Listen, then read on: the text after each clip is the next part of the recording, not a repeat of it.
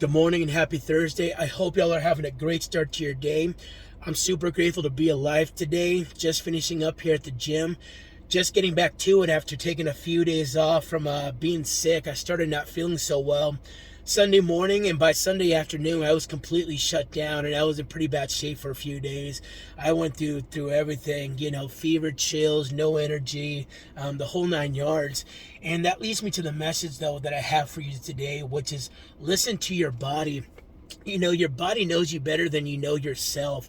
And we need to be intuitive to what our body's telling us that it needs, right? It's a captain of its own vessel and ship. And so its primary objective is to keep us alive, to keep us at optimal levels, to keep going.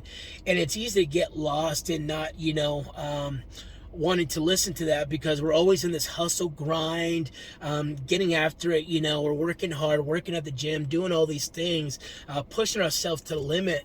But I think when our body steps in and starts telling us, hey, something's not right, we need to rest up, it's important just to not override that, because I think if we do and we start working ourselves to the bone, to where we don't listen to that, we're just going to put ourselves in a worse spot, and it's going to be counterproductive to what the whole goal is in the first place of staying healthy, right? And so when your body's telling you something's not right, it's telling us that, hey, we need a minute to just recuperate, just to get rid of whatever's making us not feel good, and so forth. And so that's exactly what I did.